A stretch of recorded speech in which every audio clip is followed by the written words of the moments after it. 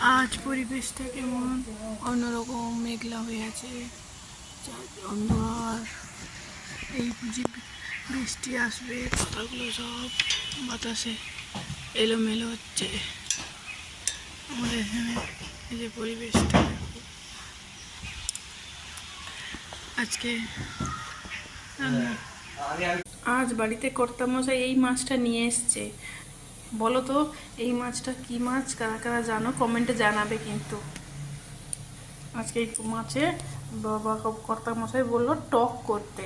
হ্যাঁ, তো আমি আজকে তেঁতুল দিয়ে টক করব।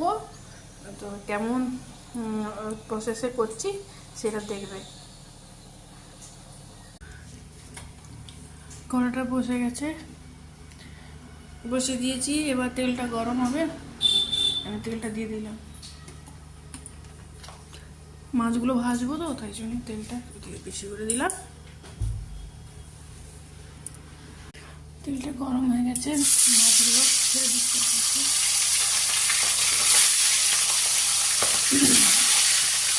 মাছগুলো নুন হলুদ মাখিয়ে রেখেছিলাম আগে, সবগুলো দিয়ে দিয়েছি। ভাজা হোক।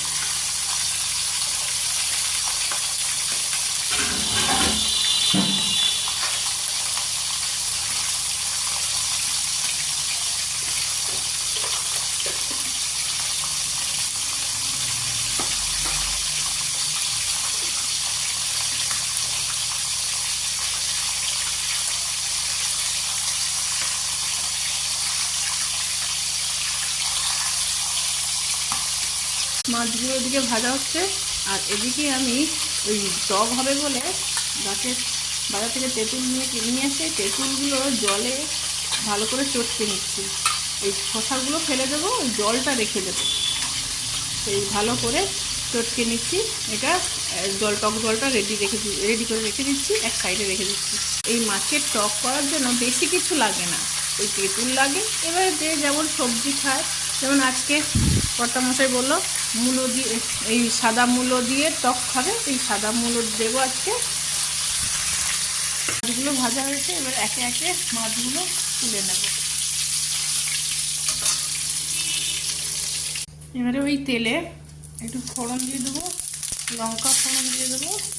এইবারে ওই মূলোগুলোকে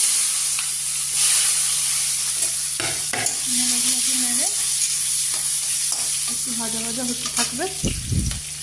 ওইদিকে যে টক জল করে রেখেছিলাম তেঁতুল দিয়ে, ওইগুলো ছেঁকে